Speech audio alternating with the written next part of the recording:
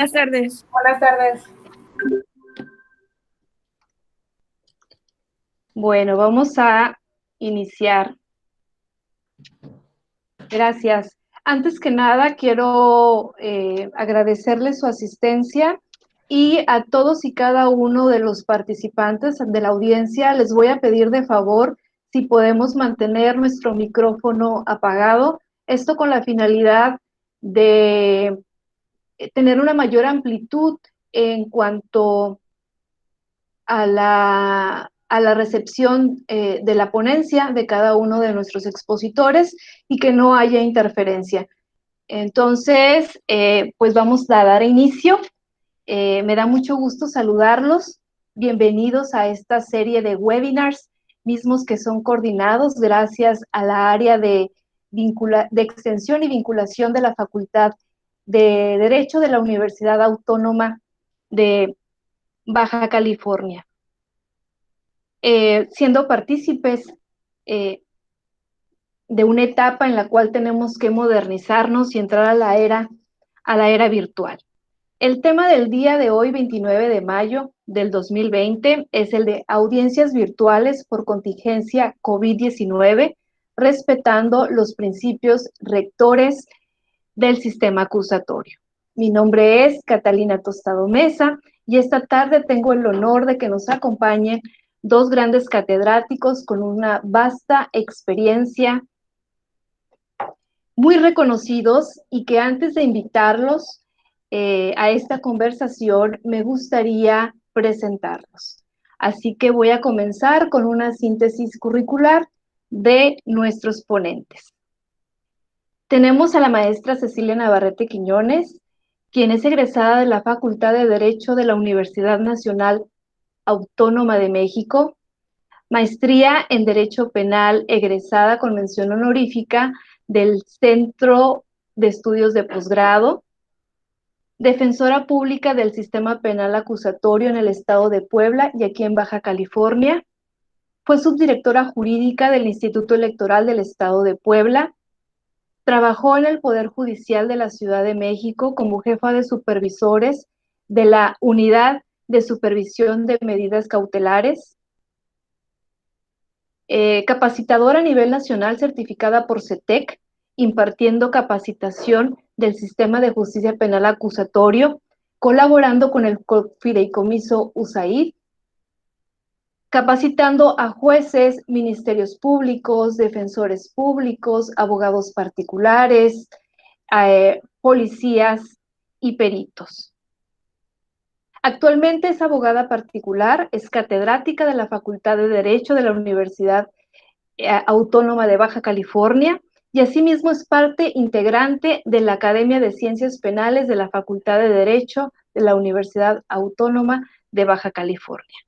Por otra parte, tenemos al maestro Joel Chaides Bustillos, quien es egresado de la Facultad de Derecho de la Universidad Autónoma de Baja California, cuenta con una maestría en Ciencias Jurídicas con énfasis en materia penal por la Universidad Autónoma de Baja California. Fungió como director de implementación del Sistema de Justicia Penal Acusatorio para Asuntos de Justicia de la Secretaría General de Gobierno del Estado de Baja California.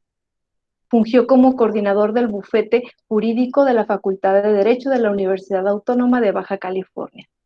Actualmente, y desde que se implementó el sistema de justicia penal acusatorio, ha fungido como coordinador de Zona Costa, Tijuana, Tecate y Rosarito.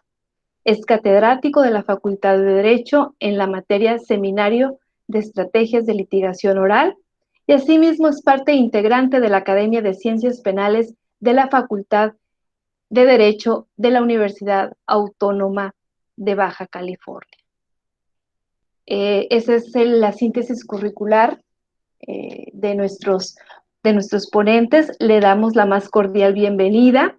Así también les recomiendo a las personas que se van uniendo a este webinar que mantengan sus micrófonos apagados y cualquier pregunta que tengan hacia nuestros ponentes. Al final de su exposición se abrirá una ronda de preguntas y respuestas. Pues no queda más que iniciar. y le doy el uso de la voz al maestro Joel Chaides Bustillos. Adelante, maestro. Buena tarde.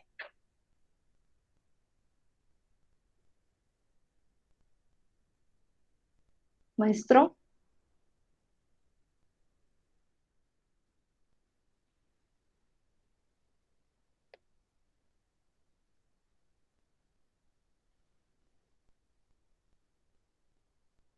Creo que tenemos un problemita con el maestro Chaides. Un segundo, por favor. Vamos a corroborarlo.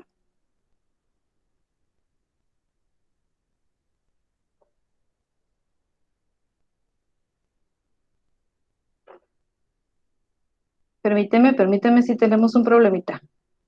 Ya estamos arreglando.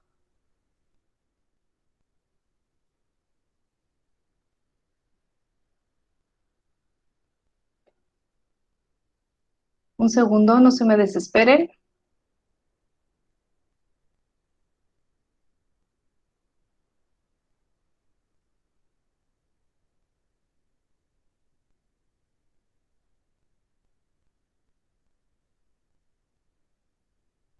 Bueno, tenemos un problemita con el licenciado Joel Chaides en cuestión de tecnología, pero para iniciar entonces vamos a darle el uso de la voz a la maestra Cecilia Navarrete, que nos va a hablar sobre los principios rectores, los,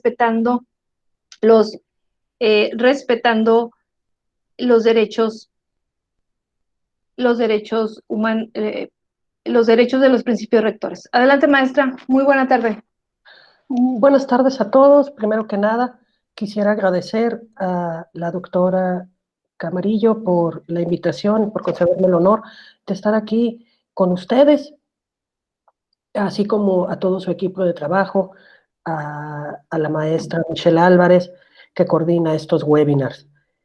En esta oportunidad tengo el honor de presentarme ante ustedes con un tema innovador, con un tema que debido a esta pandemia se, se ha generado una forma diversa de impartir justicia a la cual no estamos acostumbrados y que nos estamos acostumbrando.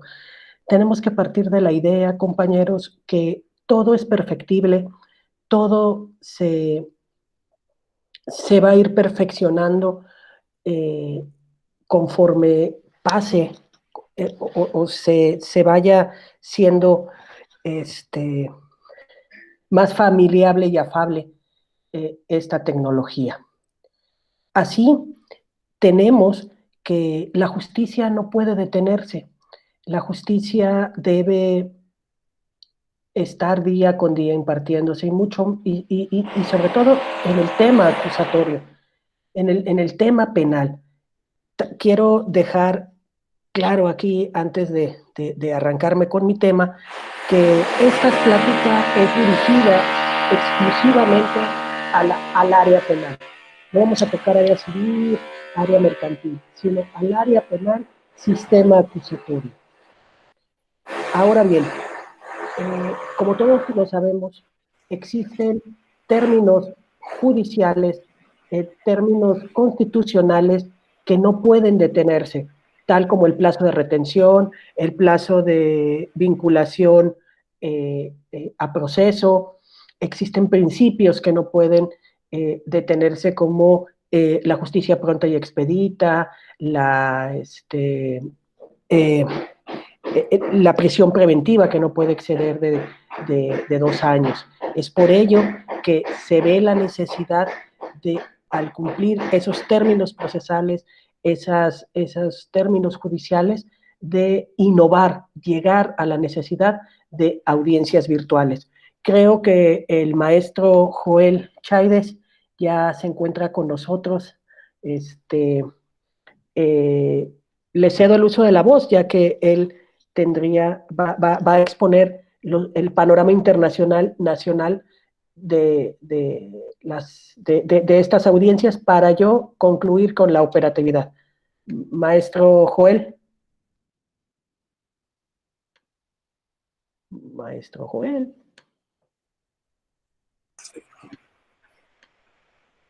¿Ahí me escuchan?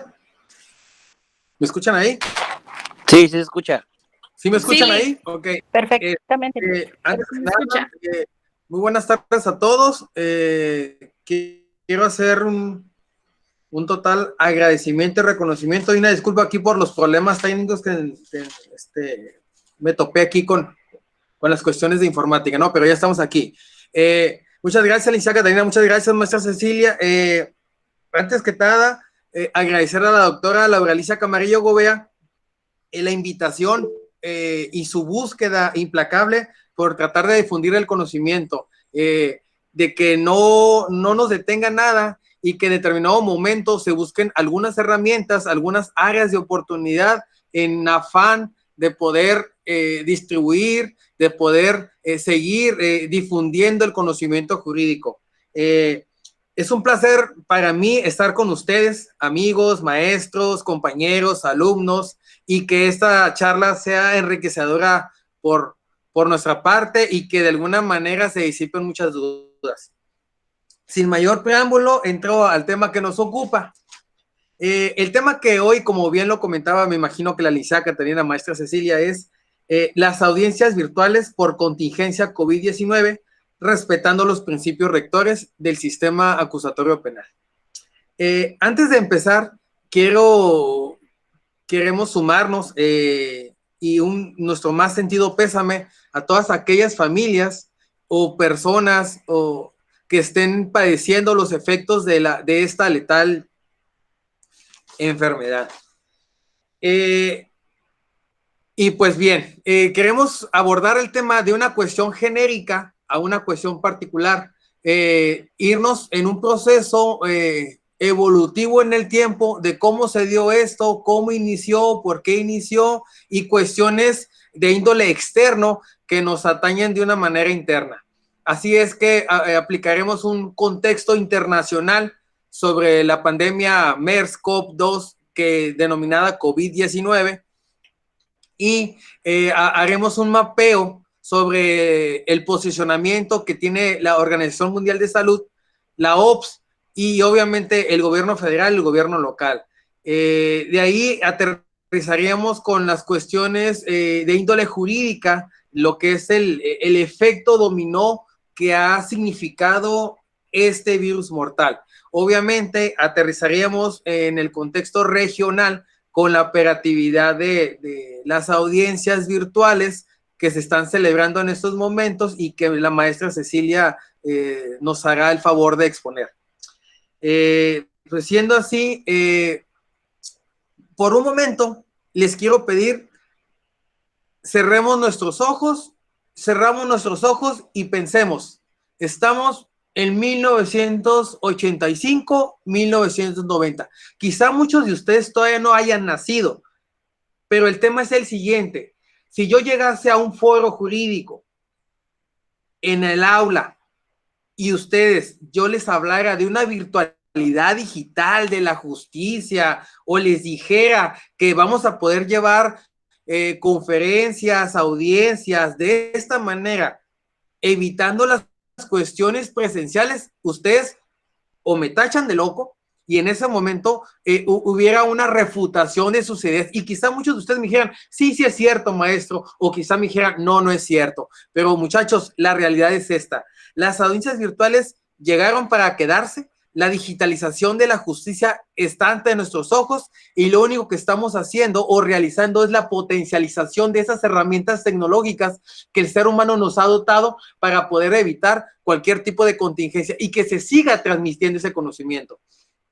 Desgraciadamente, en la manera de vivir, nuestra manera habitual de caminar, de convivir, de ir a trabajar, de hacer nuestras cuestiones cotidianas han cambiado. De alguna manera, para mal o para bien, la pandemia ha llegado a impactar en nuestra vida cotidiana.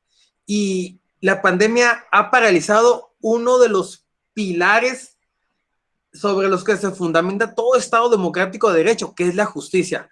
Procurar la justicia y la impartición de justicia. La justicia no se puede detener. Entonces, yo les les plantearía cómo está el mundo en estos momentos. La OMS, el 30 de marzo, perdón, el 30 de enero del 2020, declara como emergencia sanitaria la pandemia MERS-CoV-2 COVID-19.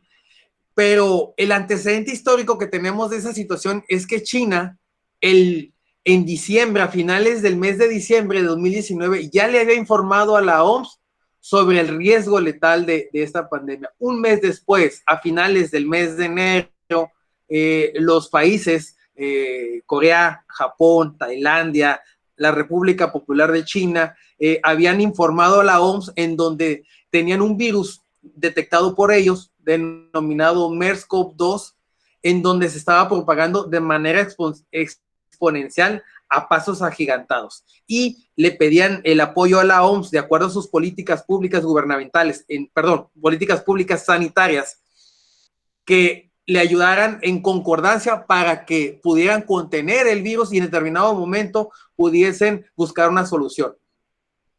Pues así fue que el director general hace una declaración en donde declara, vaya la redundancia, hace esa manifestación tácita de que se declara emergencia sanitaria por la pandemia denominada MERS-CoV-2 COVID-19.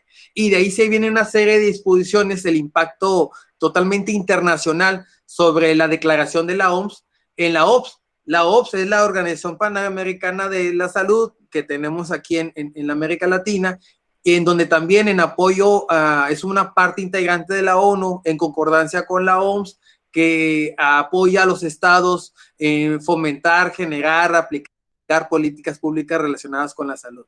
Y empiezan el posicionamiento tanto de estos organismos internacionales es la unión de los estados, el apoyo de cada uno de ellos, y que se crean esos esquemas y esas instituciones para poder detener la pandemia, para poder atacarla y para buscar políticas públicas adecuadas para poder tener esa sociedad, esa estabilidad democrática dentro de los pueblos. Entonces, ese fue el posicionamiento de la OMS, y en cascada, después de que se viene ese posicionamiento de la OMS, entra nuestro gobierno federal, por medio del Consejo de Salubridad, se hace una emisión en donde declara como emergencia sanitaria el tema de la pandemia. Y obviamente acatando algunas disposiciones relacionadas con la OMS de políticas públicas sanitarias, en donde, de acuerdo a las estadísticas que nos estaban mencionando, la OMS manifiesta por demás impresionante estadísticas a nivel mundial. Número 1, actualmente existen 4 millones de personas contagiadas. Desgraciadamente, hay 307.395 decesos. La OMS en la América Latina cuenta con 1.743.713 contagios y 104.547 decesos. ¿Qué significa? Si pueden ver en la exposición del PowerPoint, está lo que es la izquierda, la principal, es el panorama comparativo de los números estadísticos a nivel mundial emitidos por la OMS. Quiero hacer hincapié en algo. Este foro no es para debatir los números, si son más o son menos. Lo único que quiero demostrar es que es un virus que sí se propaga, que sí es letal y que sí se necesita el confinamiento, y que los números lo demuestran. Son números, y es una enfermedad que ataca a la población, que ataca a la sociedad, y esos son los números que venimos a ejemplificar para demostrar que sí es un virus mortal. Y es así que México, lo maneja como una cuestión sospechosa, no maneja el tema como contagios, pero México maneja 20.739 sospechosos. Si se pueden dar cuenta, no aparece ni siquiera en la gráfica mundial con la comparación, que hay una línea ahí media aritmética en relación de los 2 millones de personas en relación a los 4 millones de contagios. Y en la siguiente lámina, si ya aparecen los números gubernamentales. La información que estoy aquí transmitiendo fue tomada de la página oficial de la Organización Mundial de la Salud hace unos días, aproximadamente el 24 del mes de los presentes. Esta información que ustedes pueden constatar, obviamente pueden ser números anteriores, ahorita a lo mejor si los actualizamos el día de hoy se pueden incrementar un poquito más. Estamos haciendo un panorama a nivel internacional del virus para que vean cómo está atacando. México cuenta con 126.2 millones de habitantes, el último censo que se realizó. Baja California tiene 3.305 millones de habitantes, pero aquí viene lo importante, tenemos 4 millones contagiados, significa que ya se contagió nuestro estado a nivel mundial. Entonces vean el panorama del problema. Y obviamente nos metemos a los números duros por parte del gobierno federal y por parte del gobierno estatal. México, al 1 de mayo, tiene 20.739 contagios, cuenta con 1.972 defunciones, y en Baja California tiene 4.551 contagios y cuenta con 745. Nos vamos todavía más aún en manera particular regionalmente hasta Tijuana, y Tijuana tiene 1.976, 483 fallecimientos. ¿Qué es lo que sucede? Tijuana es la ciudad más visitada, es la ciudad que tiene más trasiego de personal. Entonces, esa parte de trasiego, de economía, de cuestión del ir y venir de la sociedad hace que el virus se propague más fácilmente, de acuerdo a las medidas que ya hemos sabido, que el mismo gobierno federal nos ha informado. Y a partir de ese momento, con esos números, se viene una escalada impresionante de instrumentos jurídicos. Se posiciona la OMS, después de la OMS viene el acuerdo por parte del Consejo de Salubridad, que es un consejo que emite lineamientos y disposiciones de manera científica en aras de poder detectar si realmente el virus tiene esa letalidad, ¿no? Y de acuerdo a la Constitución y a la ley orgánica, pues empiezan a disponer de esos instrumentos jurídicos para declarar como emergencia sanitaria en determinado momento a nuestra República Mexicana. Y el 30 de marzo, el Consejo de Salud, por conducto de la Secretaría de Salud, dictamina como emergencia sanitaria y coloca la impartición de justicia como una lista de actividades esenciales. Los estados de derecho no pueden ceder en relación a la justicia, en procuración e impartición de justicia en una catástrofe mundial, porque sería el caos. Entonces, ¿qué significa? Que tendríamos que buscar nuevos esquemas para poder que esa justicia se procure y se imparta. Ahí están los instrumentos. Entonces, aquí viene lo interesante de todo esto. Hablamos de 3 escenarios a nivel internacional. Un escenario en donde hablamos de un continente asiático que está acostumbrado a sobrellevar su población, a sufrir este tipo de embates. Hablamos de epidemias o hablamos de desastres naturales. El continente asiático sí está acostumbrado a manejar protocolos de confinamiento, sí está acostumbrado a poder salir adelante con respecto a esas situaciones. Y hablamos de un primer continente que es Europa, en donde cuenta con instrumentos, cuenta con estructuras económicas, cuenta con un sistema político, con instituciones consolidadas. Y hablamos de un continente americano, quitando a Estados Unidos y Canadá, y está la América Latina, en donde desgraciadamente al interior nuestros insumos, nuestra política económica no tiene la fortaleza como para poder competir con un país europeo. Entonces empezamos a generar esquemas e innovaciones de acuerdo a las situaciones que nos aqueja regionalmente. Y la política pública que empieza a generar el gobierno federal es una política amplia en donde delega esas restricciones y esas aplicaciones y lo deja abierto de tal manera que para que cada uno de los ejecutivos de los estados tome esas medidas sanitarias de acuerdo a las estadísticas que manejan. Y empiezan a generarse esos instrumentos, pero el instrumento que no se dejó de tocar fue prioridad, procuración e impartición de justicia. Se pronuncia la Suprema Corte de Justicia de la Nación, se pronuncia el Consejo de la Judicatura Federal y todos en concordancia dicen, es importantísimo que se procure y se imparta la justicia. Y vienen todos estos lineamientos en cascada.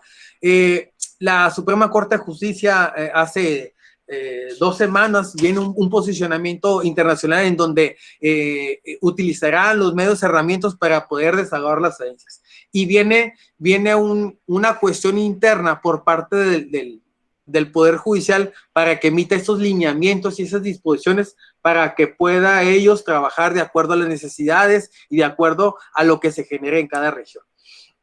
Entonces,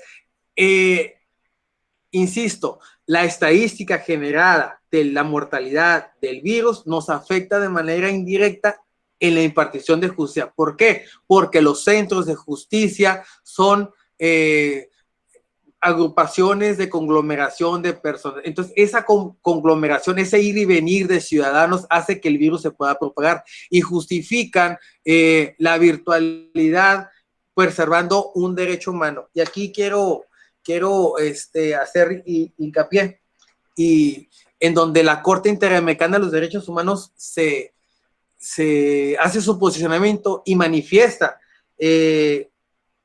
ningún Estado de derecho puede poner encima a algún derecho avasallando a los demás. Entonces, ¿qué dice?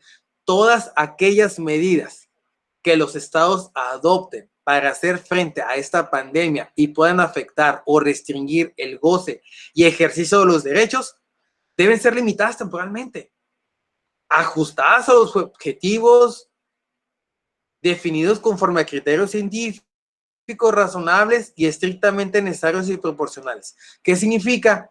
Que no puedo justificar la violencia en aras de proteger un derecho humano. Tengo que respetar la manera de la impartición de justicia, tengo que respetar la libertad de expresión. Y hay una serie en esta declaración de la Corte Interamericana de los Derechos Humanos del 9 de abril de 2020, en donde es un posicionamiento muy contundente en relación al papel que él tiene como tal, y emite una serie de puntos muy específicos de acuerdos, pero por cuestión del PowerPoint coloqué este punto como el más importante, ¿no? Que no se pueden avasallar otro tipo de derechos por encima de otro. Y sí, nos queda claro que el derecho a la salud se tiene que proteger, sí, pero sí y solo sí respetando los demás derechos, el de movilidad, el de comunicación, el de la libertad de expresión y, lo más importante, el confinamiento de la sociedad también nos abre el panorama como para que exista la violencia familiar, la violencia sexual. Entonces, hay una serie de tópicos de derechos que se pueden explorar o que se pueden subir a la mesa de tal manera que en otra mesa la podríamos platicar.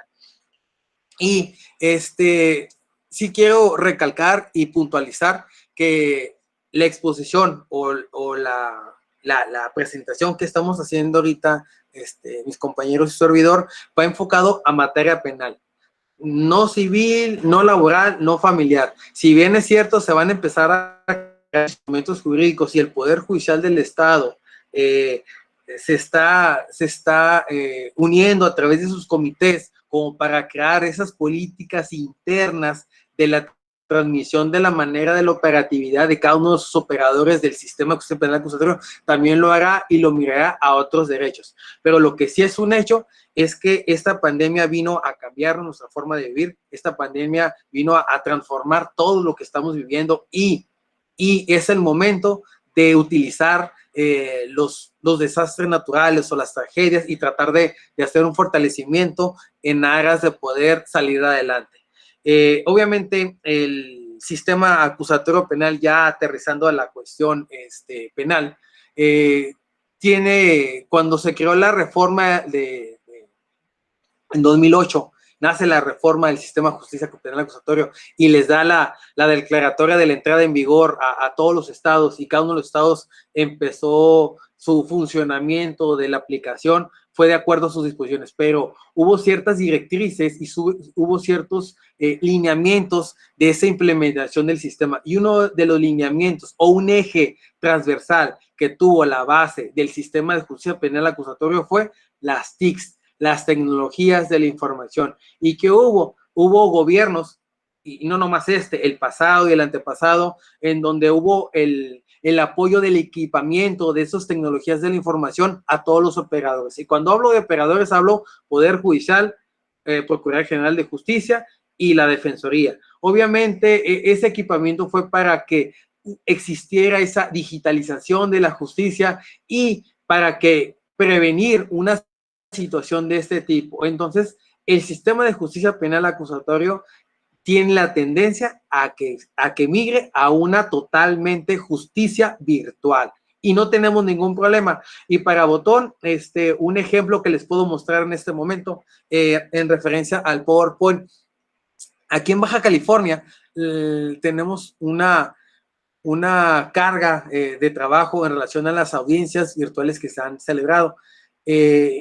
Y obviamente el posicionamiento tanto del Pleno del Consejo de la Judicatura obedece a que todas las audiencias, obviamente el Consejo de Salud, a través de la Secretaría de Salud, a través del Consejo de la Judicatura Federal, la Suprema Corte de Justicia de la Nación, documenta a través de sus artículos. Por ahí viene la lámina anterior que antecede a las estadísticas relacionadas con las audiencias, en donde manifiesta, un poquito para arriba, ahí. El 13 de abril, el Consejo, abajo, un poquito para abajo, el 13 de abril, el Consejo de la Judicatura Federal apertura el uso de videoconferencias en tiempo real. ¿Qué significa? No están obligados a permanecer físicamente en el órgano jurisdiccional y pueden adoptar los esquemas de trabajo a distancia y hacer el uso de herramientas tecnológicas. Ahí está, uso de herramientas tecnológicas que estimen pertinentes, y también manifiesta, se exceptúan de lo anterior a las y los titulares que, conforme al artículo 20, párrafo primero, apartado A, fracción segunda de la Constitución Política de los Estados Unidos Mexicanos y la Ley Nacional de Ejecución Penal, deban conducir audiencias bajo el principio de inmediación, salvo que estén en condiciones de hacerlo mediante videoconferencia en tiempo real. ¿Cuál es la clave? Que la interconexión sea en el momento, para que no se viole este principio. Y luego entonces el Poder Judicial del Estado inicia esta nueva era que ya tenía planificada, ya tenía un proyecto, esta era virtual. Entonces, ¿qué empiezan? Empiezan cierto tipo de disposiciones administrativas por parte del Poder Judicial en aras de poder a los abogados, que somos los que nos litigamos o los que vamos y buscamos y procuramos la impartición de justicia a través de los tribunales, estas disposiciones o esos esquemas o esos reglamentos administrativos. Entonces, el Poder Judicial genera un comité en aras de poder plasmar a todos los abogados esas disposiciones y genera capacitaciones en línea, potencializa la firma electrónica, potencializa el expediente digital y todas esas situaciones que empiezan a favorecer y que esos objetos o herramientas que teníamos o estábamos acostumbrados en el sistema tradicional dejan de estar vivos en este momento. ¿Qué significa? Que viene una nueva era digital, viene una nueva era de virtualidad y el expediente, como lo conocemos, está empezando a desaparecer. Insisto, estamos en pañales, vamos caminando, estamos aprendiendo con esta nueva forma de hacer justicia y a medida que vayamos evolucionando, vamos a crear y haciendo más perfecto lo perfectible de lo que estamos proponiendo. Entonces, tocando y retomando el tema de la cuestión de estadística, en la lámina de abajito, nada más por favorcito. Si se pueden dar cuenta, ese es el último acuerdo de ayer. Esta es una estadística, la fuente es el Poder Judicial del Estado. Si se pueden dar cuenta ustedes, a la izquierda manejo meses, está febrero, marzo, abril y mayo. Ok. Vamos a hablar sobre la totalidad de las audiencias. En febrero hubo 1011 audiencias. En marzo hubo 726 audiencias. En abril hubo 251 audiencias y en mayo hubo 582. Si se dan cuenta, hay dos corchetes. Un corchete, el que es de febrero y marzo, habla sobre presencialidad. ¿Qué significa? Que fue cuando se inició el brote o el acuerdo o el posicionamiento de declarar la emergencia sanitaria MERS, SARS-CoV-2, COVID-19, y empiezan a generarse esos instrumentos por cada uno de las instituciones o por parte del Poder Judicial, ya sea federal o estatal, en aras de preservar un derecho a la salud por cada uno de los trabajadores. Entonces, lo que es febrero y marzo, si se pueden dar cuenta, los números son muy elevados. Sí, elevados porque en ese momento eran presenciales, pero a partir de abril y mayo, cuando empieza la virtualidad por parte de la generación de la operatividad del sistema de justicia penal acusatorio, las audiencias sí bajan, sí, pero si se dan cuenta, la productividad va en ascenso. En mayo se cerró con 582 audiencias virtuales, tomando como esquema este modelo, el modelo de no es evitar conglomeraciones, evitar contacto físico y que toda la información sea digitalmente hablando. Por lo antes expuesto, me quedo con una reflexión. Número uno, el posicionamiento a nivel internacional, en donde habla sobre un virus que sí existe, que sí es letal y que sí puede en determinado momento acabar con una ciudad. Ya lo vieron los números. Número dos, me queda claro que estamos aprendiendo esta nueva forma de hacer justicia y tenemos que capitalizar, puntualizar, y está en ustedes que podamos tratar de evolucionar este sistema de justicia. Y no nomás en el sistema de justicia penal, también a otras materias, un derecho familiar, un derecho laboral, y ya quedará en las instituciones públicas esas rutas o esos lineamientos en aras de que en determinado momento los operadores del sistema podamos o el ser humano pueda acceder a los sistemas de justicia. Por mi parte es todo. Solamente quiero finalizar diciendo que cada uno de los números y los datos que están expuestos en las láminas fueron tomados de las páginas oficiales de cada una de las instituciones. La OMS, página oficial, la OFF, página oficial, los números de gobierno federal y los números de gobierno estatal y los números de las audiencias virtuales del Poder Judicial del Estado. Por mi parte es todo y nomás les dejo la reflexión de necesitamos evolucionar, necesitamos el cambio de las audiencias virtuales, necesitamos dar ese paso, consolidarnos como tal y llegar a la nueva era digital de la justicia. Muchas gracias, licenciada.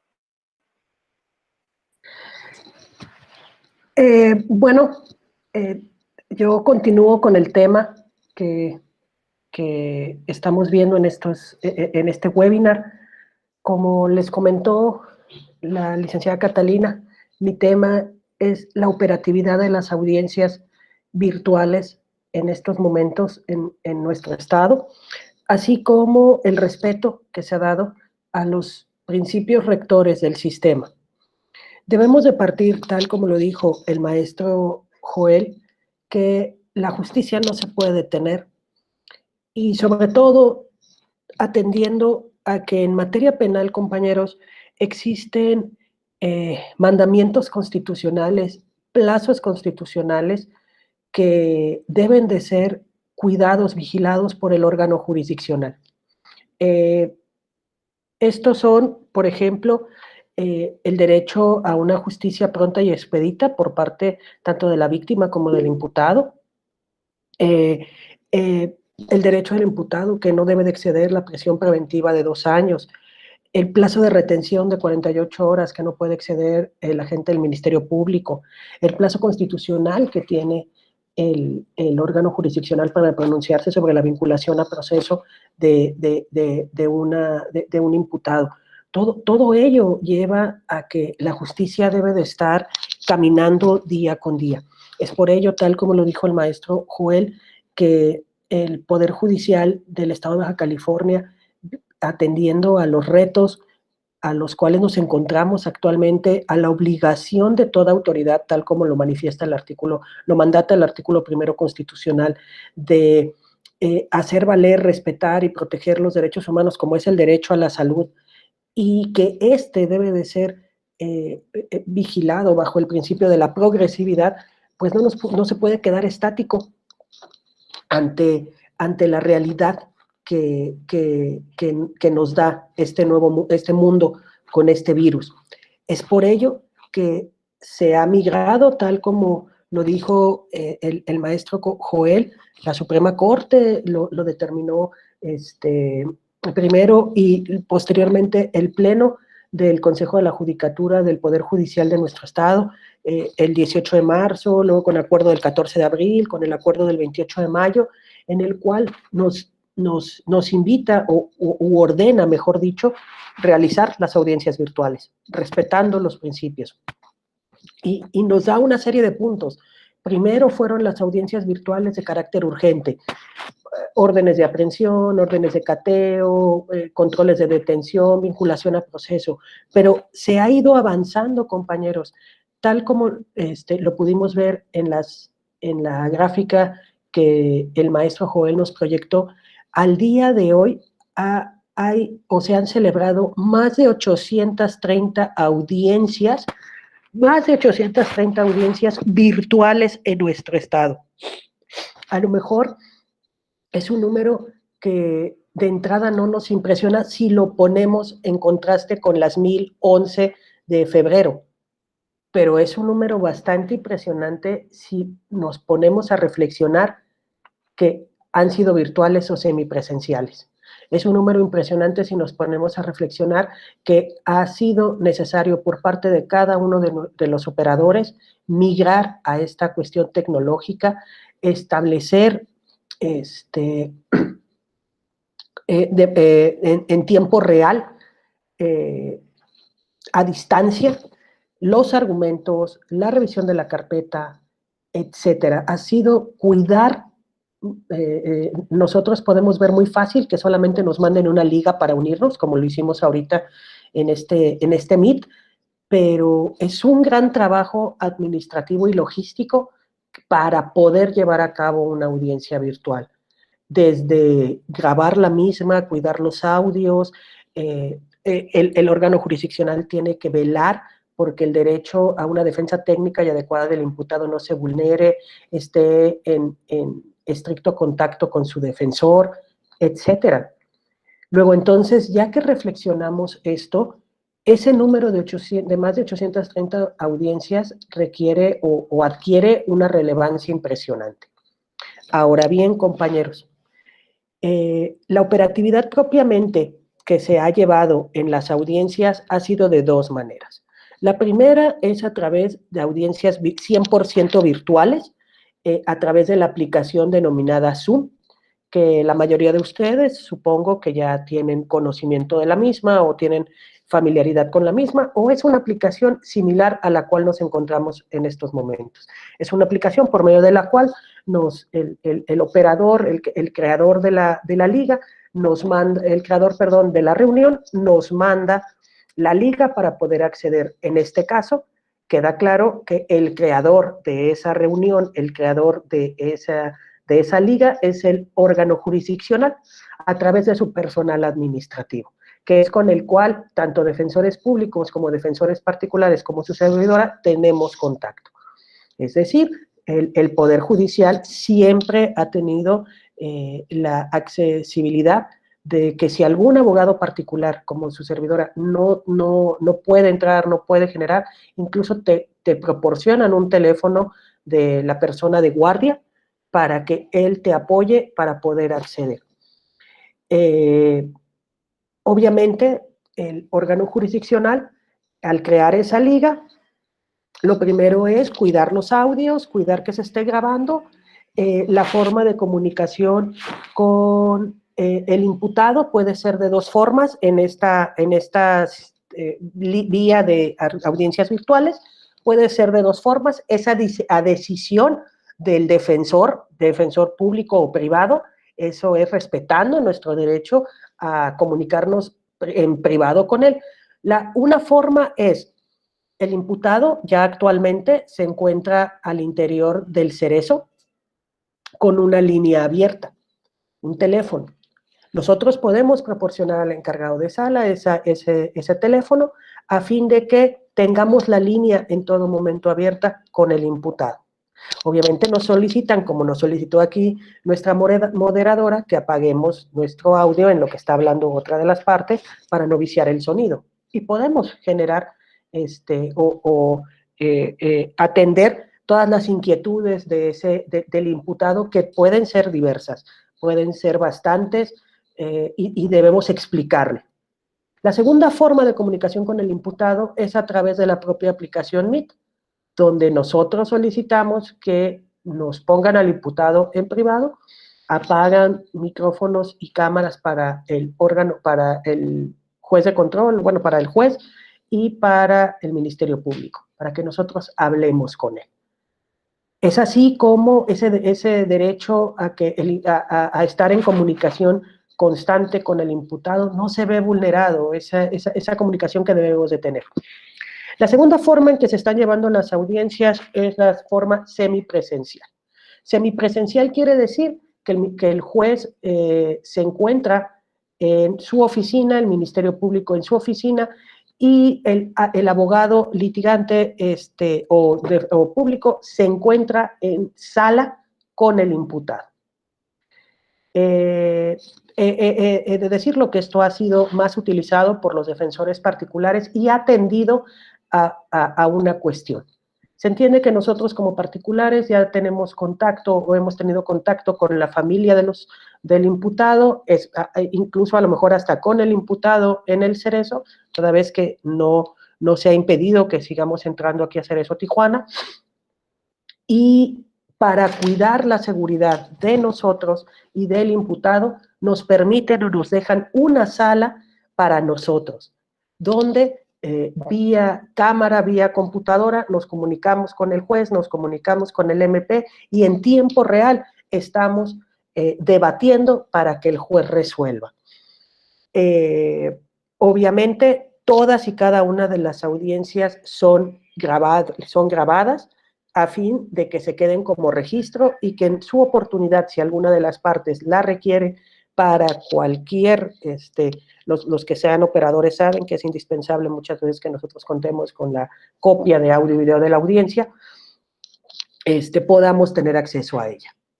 Bueno, obviamente, compañeros, esto va evolucionando, no debemos, como nos dijo el maestro Joel, esto llegó para quedarse, incluso así lo dijo el ministro de la Suprema Corte el día lunes de esta semana. Ya se aceptan acciones de inconstitucionalidad vía electrónica, ya se van a tramitar vía electrónica, e incluso el ministro presidente dijo, esto llegó para quedarse. Entonces, es una forma rápida, es una forma accesible para poder acceder a la justicia. Esto conlleva al punto que yo iba con este comentario, es que todo esto es perfectible. Día con día se han ido realizando audiencias de mayor complejidad y no veo muy lejano el día en que se pueda llevar un juicio oral vía virtual. Obviamente el órgano jurisdiccional cuidará todo lo que debe de cuidar el tribunal de enjuiciamiento para el desahogo, el debido desahogo del juicio oral. No dudo también que en algún momento se lleven audiencias tan complejas y técnicas como una audiencia intermedia, por ejemplo, etcétera, ¿no? Entonces, esto día con día va a irse perfeccionando y va a ir avanzando en relación a la complejidad y exigiendo más del litigante, del Ministerio Público y del órgano jurisdiccional. Sí, como estoy de acuerdo con el maestro Joel, a comparación de otros países, estamos en pañales, vamos avanzando poco a poco, pero no, esto no quiere decir que no podamos avanzar lo más rápido posible y llevar al día de hoy, desde el 14 de abril al día de hoy, llevar más de 830 audiencias, quiere decir que estamos avanzando a pasos agigantados. Y Tijuana, si algo me ha demostrado desde que su servidora ha llegado a este hermoso estado, es que Tijuana, a diferencia de otros estados, a diferencia de otros municipios, ha avanzado a pasos agigantados en la aplicación de justicia en sistema oral. Tanto el Poder Judicial como la Fiscalía, como la Defensoría, como los abogados litigantes. ¿Por qué? Por el gran número de casos que hay que resolver día con día. Y es más, bueno, me acaban de compartir que el día de ayer se llevó en la primera audiencia intermedia, fíjense, la primera audiencia intermedia celebrada vía virtual. Y para los que son operadores que nos están escuchando y los que no lo sean, deben de saber y saben que la audiencia intermedia es una audiencia sumamente compleja en su tiempo, por el tiempo que lleva, es una audiencia donde se deben de cuidar muchas cuestiones técnicas, jurídicas por parte de los operadores y por parte de los administradores del tribunal. También debe de ser cuidado el mínimo detalle en grabación, en audio, en video, por la importancia de las cuestiones que se resuelven en esa audiencia, ya que es la audiencia en donde va a terminar con un auto de apertura a juicio oral y se le van a dar los lineamientos al tribunal de enjuiciamiento para llevar su juicio, ¿no? Así de importante es esa audiencia. Pero ahora, hablando propiamente de los principios rectores del sistema, todos sabemos que existen 5 principios rectores del sistema que deben de materializarse y deben de velar el órgano jurisdiccional por cumplir en el sistema acusatorio. Dichos principios rectores, como sabemos, se encuentran en el artículo 20 constitucional y son que debe de ser, que se debe de respetar la contradicción, la concentración, la continuidad, la inmediación y la publicidad. A criterio de su servidora, dichos principios los ha materializado el órgano jurisdiccional y me ocuparé de cada uno de ellos. Hablando de la contradicción, todo el mundo sabemos que la contradicción es ese derecho de cada una de las partes a confrontar, contravertir, a conocer los medios de prueba, los argumentos del contrario y a poder debatir en contrario. Es tanto se encuentran consagrados tanto en la Constitución como en nuestro Código Adjetivo Nacional. Si nosotros vemos o hemos estado en audiencias virtuales, sabemos que este principio lo ha cuidado y lo ha materializado el órgano jurisdiccional en atención, y el maestro Chaides comentó la palabra clave hace unos minutos, la clave es tiempo real. Debe de cuidar que deben de estar en tiempo real. Y para eso hay todo un equipo atrás de personal administrativo en constante comunicación con el juez para comentar si estamos conectados, si está conectado el defensor, si está conectado el MP, si hay audio para el defensor, si hay audio para el MP, a fin de que conozcamos el argumento de nuestro contrario, las solicitudes de nuestro contrario y tener derecho a poder argumentar en contrario. Esa es la clave, el tiempo real. Cuidar ese detalle es vital para la contradicción. Así que si lo vemos en esta nueva era de audiencias virtuales, claro que se materializa la contradicción como principio rector del sistema. El siguiente principio, que es la concentración, sabemos que la concentración es que se desarrollan el mayor número de actos procesales en una sola audiencia, sin que sin que se difiera la misma. Obviamente la concentración, al ser las audiencias en tiempo real, al cumplir con esa cuestión el órgano jurisdiccional de atender tu solicitud en ese momento sin interrupción alguna, salvo que la ley lo prevea, está cumpliendo con ese principio.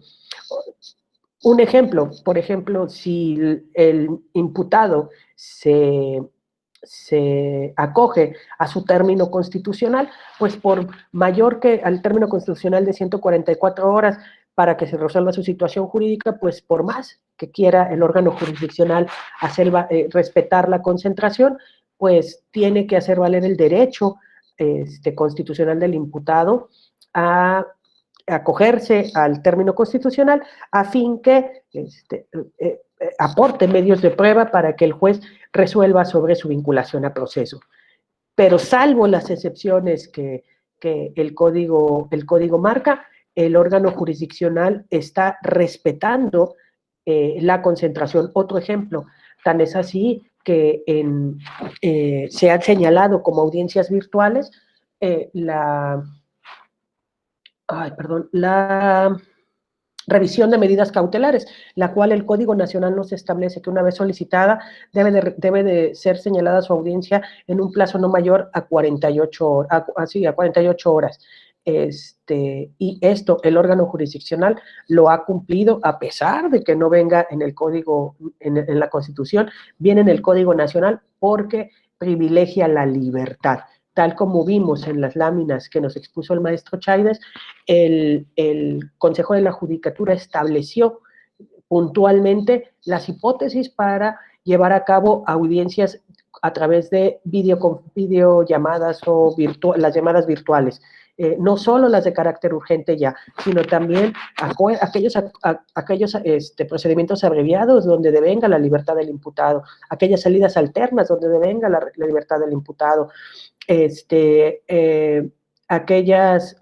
todas aquellas audiencias donde a juicio del órgano jurisdiccional se pueda haber beneficiado el imputado porque atañe su libertad. Una revisión de medida cautelar, si el imputado está en libertad, por supuesto que atañe su libertad. No debemos de perder de vista que el derecho penal, compañeros, es casuístico, cada caso en particular es propio y debe de analizarse. Si el imputado si el imputado se encuentra en libertad y pide una audiencia de revisión de medida cautelar, pero que es a lo mejor de poderse acercar a la víctima, no sé, se me ocurre algo, pues a lo mejor esa no es tanto de carácter urgente porque su libertad no está en riesgo. Pero si el imputado se encuentra privado de su libertad, claro que el órgano jurisdiccional va a privilegiar, va a poner derecho humano con la libertad. Los derechos humanos, recuerden, no valen más uno que otro, todos valen lo mismo, pero se ponderan y tratan de resolver los órganos jurisdiccionales sin dañar a ninguno de los derechos. A ninguno de los derechos humanos. Por eso se ponderan los derechos humanos. El siguiente principio es el principio de continuidad, continuidad, el cual nos habla de que las audiencias se lleven de forma sucesiva, se lleven de manera secuencial, que no se prolongue un tiempo muy excesivo entre una y otra.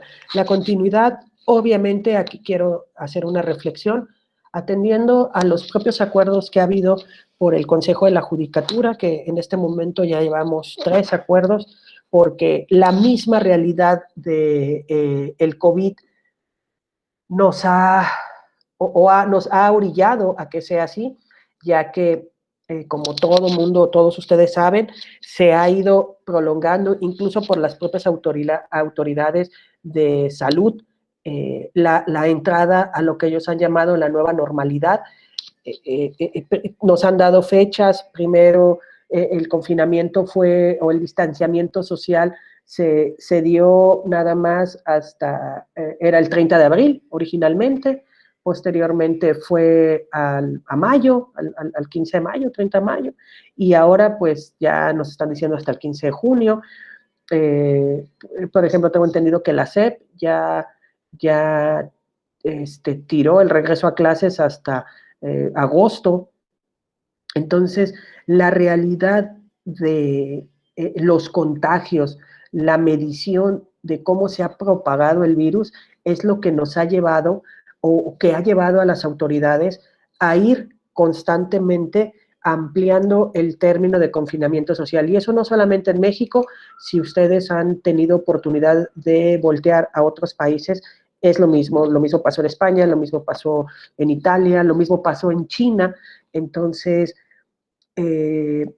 esto nos lleva a que el propio órgano jurisdiccional tiene que adaptarse a la información que el Consejo de Salud, que la Secretaría de Salud y el Consejo de Salud nos han brindado como máxima autoridad en protección a ese derecho humano. Esta reflexión la hago porque existía un gran número de audiencias ya programadas para presencial, para darle continuidad al procedimiento.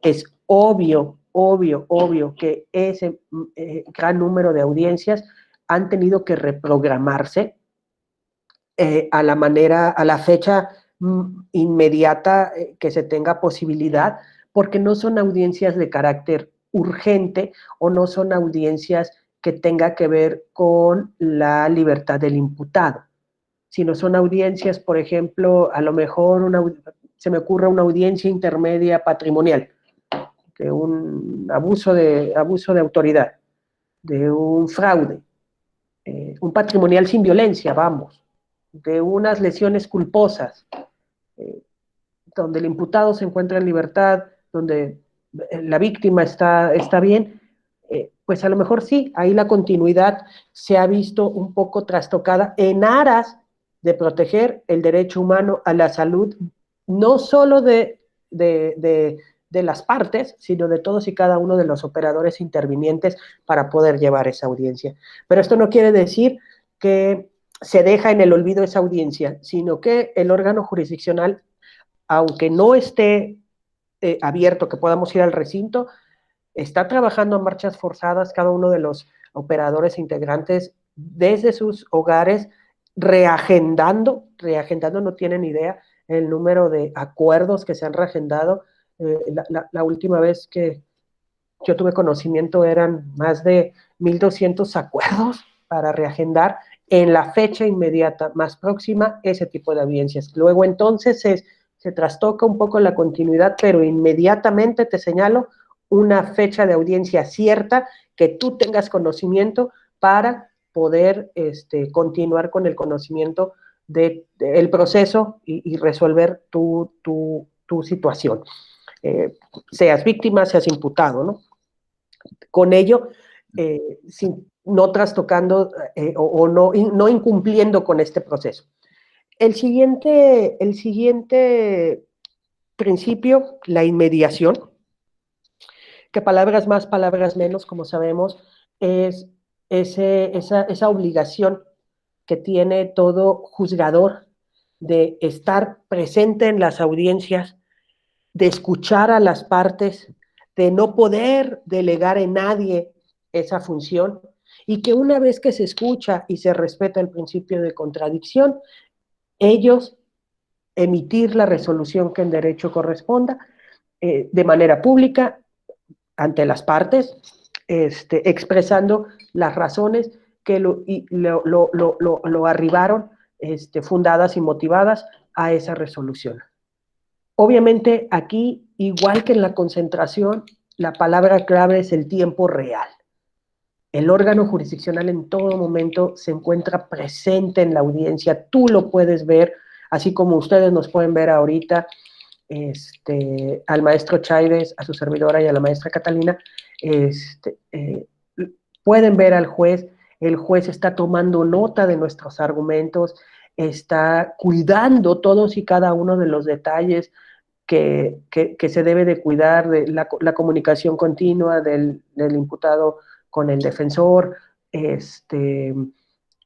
cada una de las partes se concrete al momento procesal en el que nos encontramos, respetando el principio de contradicción que genera, que tiene derecho cada una de las partes, y una vez que se cierra debate, él o ella en ese momento emiten su resolución fundada y motivada.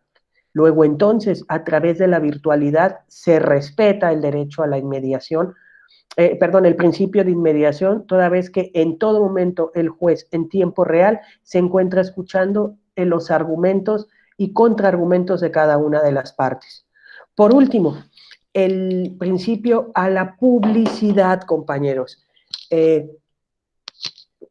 Aquí es donde ha habido un poquito de más polémica, ya que sabemos que las audiencias deben de ser públicas con el fin que en ellas acudan no solo las partes, sino también el público en general. Ok, pero aquí la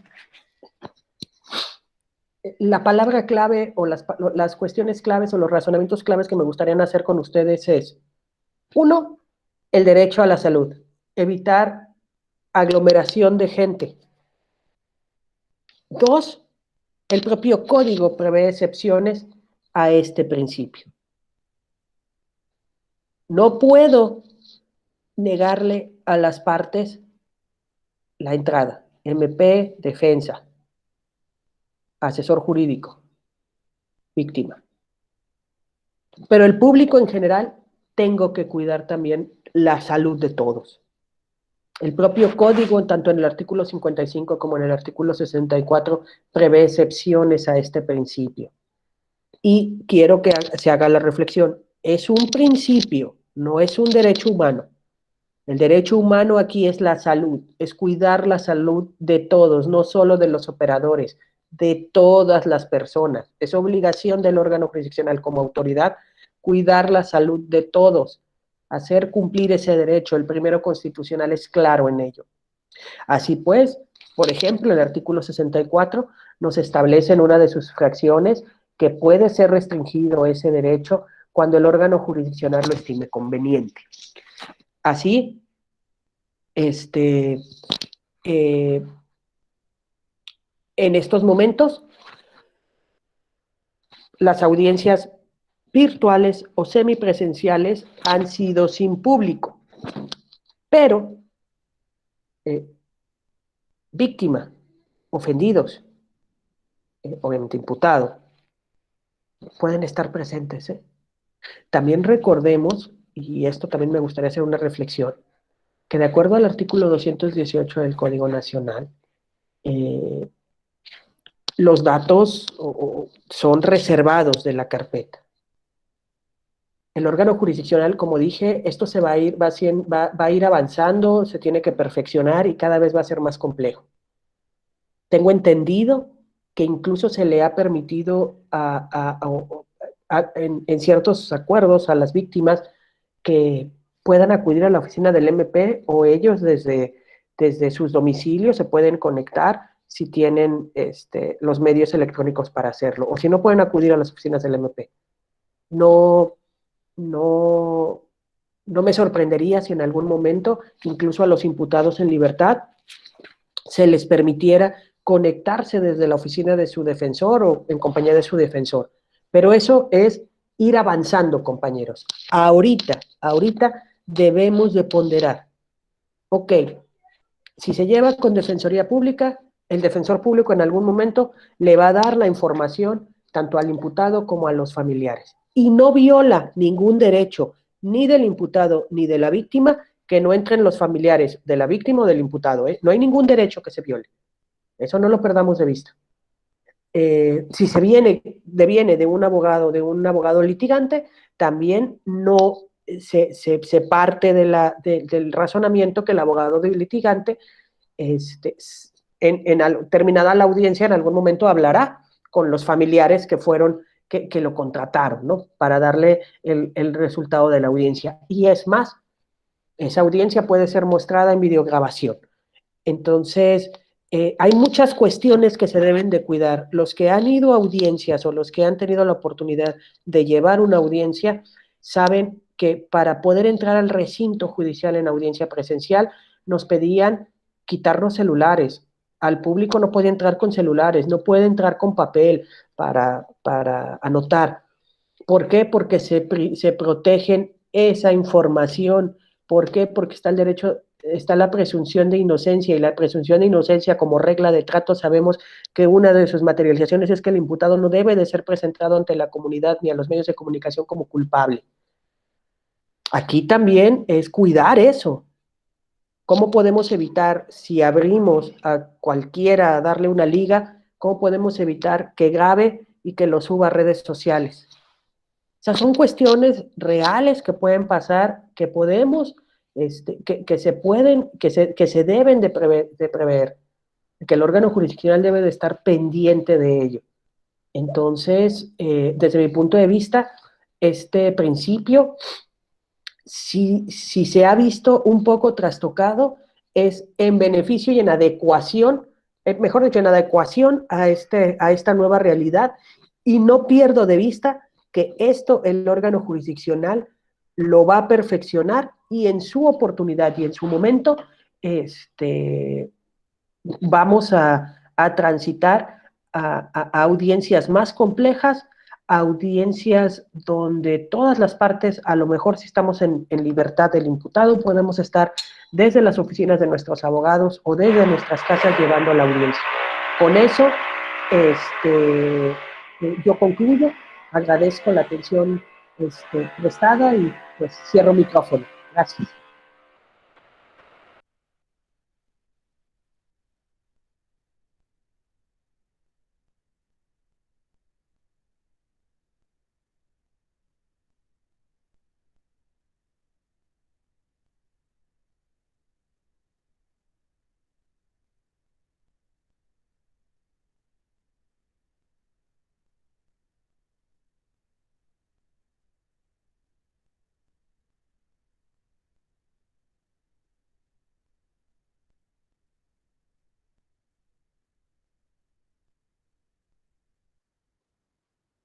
Bueno, muchísimas gracias a nuestros expositores.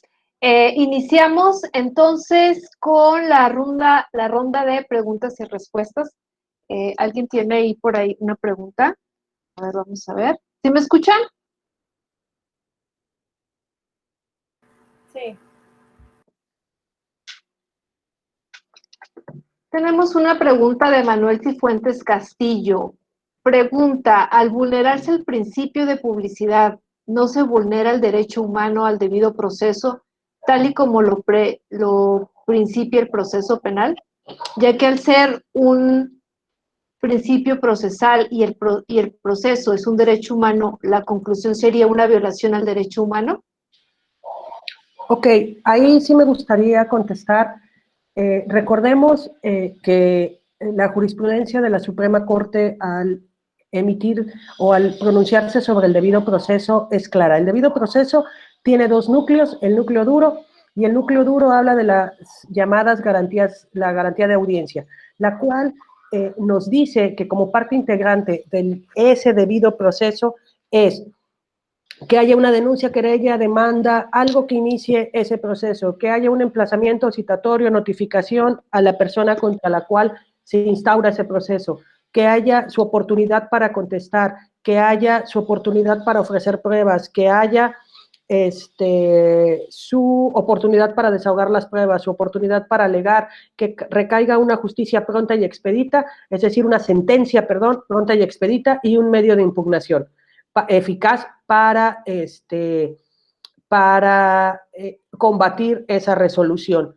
Eso lo ha determinado la Suprema Corte en pleno la Suprema Corte ha determinado, lo cual es obligatorio de acuerdo al artículo 117 de la Ley de Amparo para todos nosotros. El hecho de que no, de que en este momento, por cómo está la situación, se pondere el derecho humano de la salud sobre que no entre la esposa del imputado a la audiencia, que en nada vulnera el debido proceso, de acuerdo al núcleo duro que nos establece la Suprema Corte.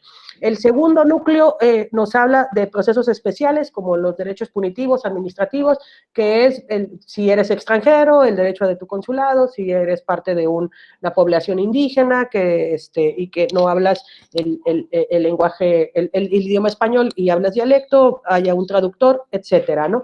Entonces, vuelvo a lo mismo.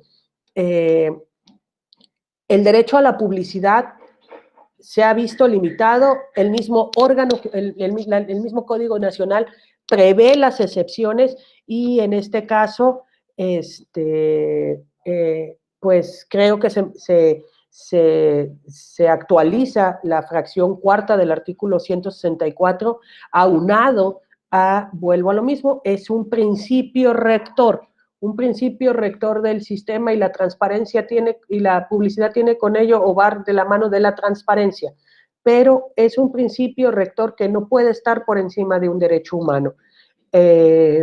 Por lo que ya expliqué, considero que no se vulneraría el debido proceso, porque nada trastoca ese núcleo duro que determinó la Suprema Corte en pleno que forma parte que forma parte del debido proceso. Y en última instancia, la persona que hubiera querido entrar a la audiencia y que no pudo entrar, pues puede tener acceso a través del defensor de su familiar, sobre todo hablando de la familia de los imputados, o puede tener acceso a través de su abogado particular. Y obviamente la víctima u ofendido, por ser parte, él puede estar en la audiencia en todo momento, y ha habido que ya se han llevado audiencias con la víctima u ofendido en las oficinas del MP, e incluso tengo entendido que la proyección que se tiene en su momento es tener una sala de audiencia especial para víctimas, para testigo o público en general. Pero, ojo, aquí tenemos que cuidar sobre todo las indicaciones de la Secretaría de Salud. Por el momento, sabemos que no podemos reunir a más de 10 personas en un recinto cerrado por cuestiones de contagio. No sé si haya quedado la duda.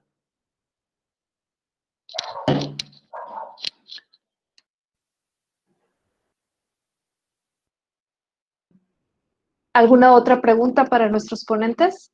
Yo tengo duda acerca de lo que vendría siendo la prisión preventiva. En el caso de que la prisión preventiva ya se esté cumpliendo o que apenas salga el auto de que se tiene que dar la prisión preventiva, ¿se va a continuar con esa indicación o puede el imputado contar con un arraigo domiciliario en el caso de esta cuarentena para que no se exponga en las celdas?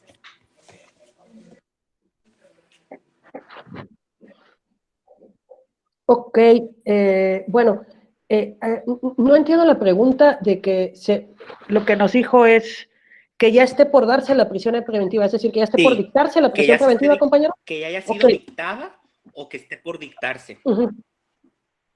Ahí debemos de partir de dos cuestiones. Nuestra legislación, la legislación mexicana divide a la prisión preventiva en prisión preventiva oficiosa y prisión preventiva de acuerdo como medida cautelar en el artículo 155 del Código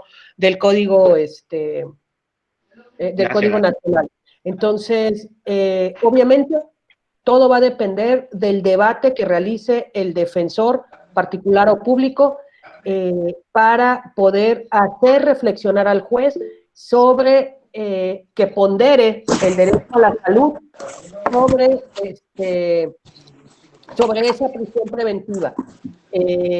Ahí va a depender de, obviamente, la última decisión va a ser del órgano jurisdiccional, pero va a depender mucho de la estructura, va a ser vital la estructura del argumento de defensa. Es decir, ¿qué garantías da al resguardo domiciliario? En este caso, la medida cautelar de resguardo domiciliario no puede ir aislada, tendría que ir con la localización electrónica, porque si no, ¿cómo lo van a vigilar que cumpla? A lo mejor alguna situación que se encuentre en población de riesgo, el imputado, sea diabético, hipertenso, o ya sea mayor de 60 años, no lo sé. La situación de población de riesgo que se manejara, o sea, ¿por qué va a correr riesgo? Y una vez teniendo todos esos datos objetivos, obviamente la existencia del domicilio, el comprobante de domicilio, quién vive en ese domicilio, o sea, si es un domicilio que voy a salir a rentar, pues no, ¿verdad? Es el domicilio de mi mamá, dato objetivo que existe el domicilio, pues sería cuestión de plantearle al órgano jurisdiccional si considera, si privilegia esa medida cautelar, una medida cautelar menos gravosa, menos lesiva, para beneficiar al imputado. Tengo entendido y hasta donde yo he sabido que incluso en delitos que se pudieran pensar que debía de irse a la cárcel automáticamente, robos con violencia, por ejemplo, los jueces han permitido, los jueces aquí en Tijuana han permitido, atendiendo a esta pandemia, han ponderado ese derecho a la salud del imputado y le han impuesto diversa medida cautelar, ¿no? Pero todo esto deviene del argumento de la defensa en beneficio al derecho del imputado y al riesgo que pudiera correr. Pero obviamente siempre con datos objetivos. Si yo digo que es diabético, tengo que comprobar que es diabético. Si yo digo que es hipertenso, tengo que comprobarlo, no la sola palabra, ¿no? No sé si haya abonado en algo. O el maestro Jairo. Sí, me quedó claro. Gracias. Ahí bueno, maestra, quiero hacer adelante. una aportación. Nada más para que quede claro en el contexto. El Consejo de la Judicatura Federal maneja como casos urgentes los siguientes: ejercicio de la acción penal con detenido, ejercicio de la acción penal sin detenido por delitos que meriten prisión preventiva, la diligenciación de comunicación oficiales y exhortos necesarios, solicitudes de órdenes de aprehensión, la calificación de las detenciones, las vinculaciones al proceso, procedimientos abreviados, suspensiones condicionales del proceso y, en ejecución penal, gestiones previas a las inminentes compurgación de la pena, actuación de trámites que puedan decidirse y acordarse por escrito y que permitan la resolución del expediente de ejecución, resoluciones por escrito sobre peticiones de personas privadas de la libertad si no existiera controversias entre las partes ni desahogo de prueba, trámite de la determinación, ejecución de beneficios preliberacionales, asuntos relativos a condiciones de internamiento que versen sobre atención médica relacionada y asuntos relacionados con segregación y tortura. Esos son los casos urgentes que maneja el Consejo de la Judicatura Federal en materia penal y en materia de ejecución penal. Nada más abonando a la exposición de la maestra Cecilia. Gracias, licenciado.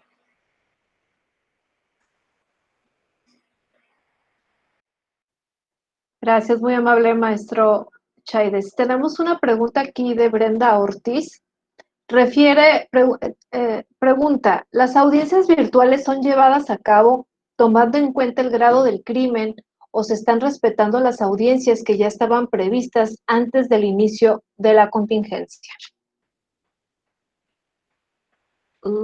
Bueno, ahí, tal como les expliqué, las audiencias que ya se encontraban programadas previo a la contingencia como audiencias presenciales, en su mayoría están siendo reprogramadas para ser citadas respetando el principio de continuidad para ser citadas ya sea de manera virtual o semipresencial, de acuerdo a la realidad de cada uno del caso, de cada caso, ¿no? Hay que tomar en cuenta si el imputado está en Cerezo, si el imputado está en libertad, etcétera, ¿no? Son muchas cuestiones, varios factores que toma en cuenta el Poder Judicial. Como nos acaba de mencionar el maestro Joel, los acuerdos del Consejo de la Judicatura local han ido avanzando a la mano o en común de los que emana el Consejo de la Judicatura Federal. Al principio, es decir, en marzo del 2020, únicamente se llamaban audiencias urgentes, control de la detención, vinculación a proceso, órdenes de cateo, órdenes de aprehensión y, no sé, resolver medidas cautelares, donde deviniera la libertad, la posible libertad de los imputados que se encontraban en prisión preventiva, ya sea oficiosa o ya sea como medida cautelar. Conforme ha pasado estos meses, conforme se ha sido más afable esa relación con el medio virtual, se ha ido subiendo en complejidad, pero actualmente, ahorita, el acuerdo que fue emitido el día de ayer por el Consejo de la Judicatura, tal como lo vimos en la proyección de la lámina, nos dice, las urgentes siguen, aquellos procedimientos abreviados donde pueda verse en juego la libertad del imputado, se ha beneficiado con algún beneficio de suspensión, condicional de la ejecución de la pena o sustitución. Salidas alternas donde pudiera haber la libertad del imputado. Revisión de medidas cautelares y todas aquellas audiencias que a criterio del órgano jurisdiccional deban de llevarse a cabo ponderando obviamente la seguridad de las partes, la salud de las partes, pero porque pueda verse inmediatamente relacionada la libertad del imputado. Audiencias de sobreseimiento, por ejemplo. Entonces, poco a poco iremos, no me cabe duda que el órgano jurisdiccional ha ido subiendo la complejidad de las audiencias, tan es así como lo comenté, el día de ayer se llevó una audiencia intermedia ya de manera virtual. Entonces, todas y cada una de las audiencias que ustedes, a lo mejor algunos de ustedes ya tenían programadas, muy pronto recibirán correo de notificación señalándoles días y hora donde se va a llevar su audiencia. Y muy seguramente, si seguimos en esta tesitura de problemas de salud pública internacional, sea de manera virtual, ¿no? E incluso si son víctimas, asesores jurídicos, se les diga que puedan llevarla desde su oficina, si son defensores, desde su oficina. Es a lo que vamos, es a lo que ya estamos avanzando, compañeros. No sé si el maestro Chaides quisiera agregar algo ahí. Gracias, maestra Cecilia.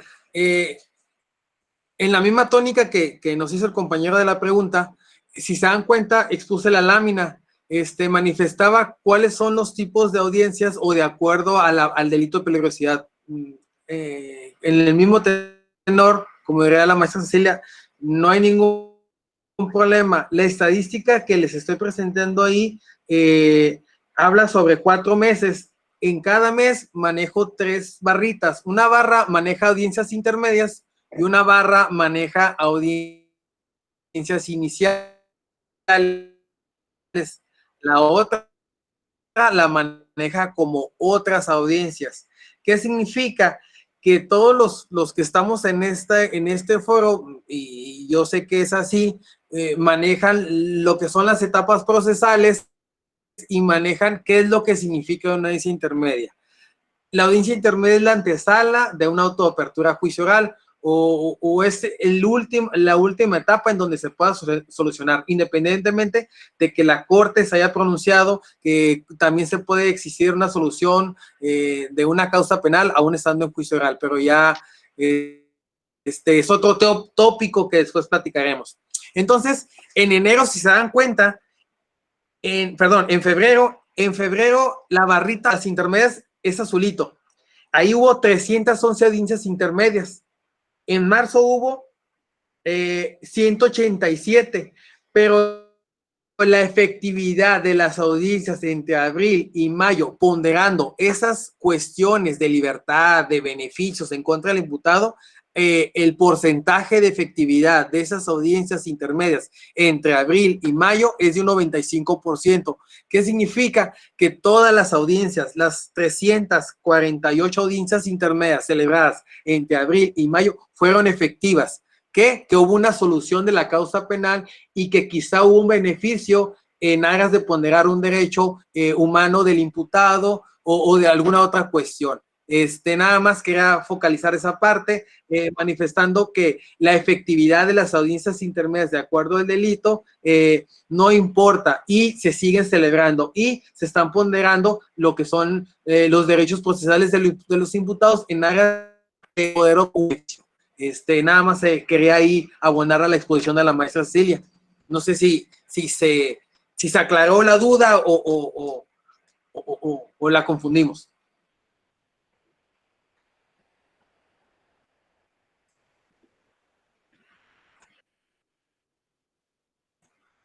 Responde la compañera que sí, que muchas gracias. ¿Alguna otra pregunta que haya pendiente?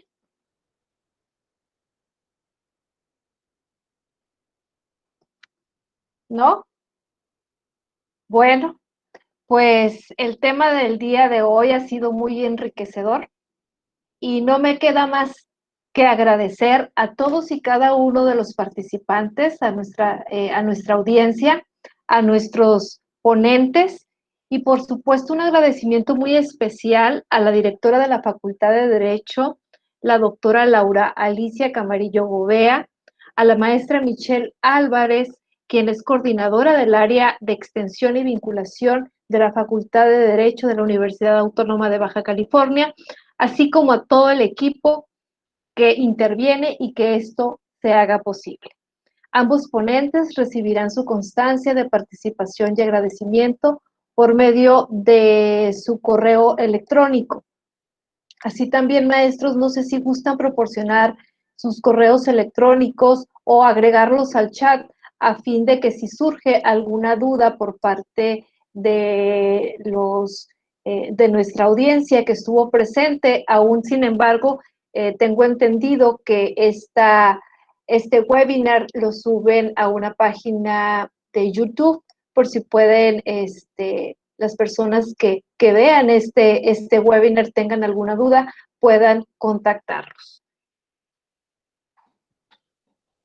Maestro Joel, muchísimas gracias, maestra Cecilia, muchísimas gracias, maestro Joel. Pues muchas gracias por acompañarnos y nos estamos viendo. Hasta pronto. Muchísimas gracias. Hasta luego. Muchísimas gracias. Gracias.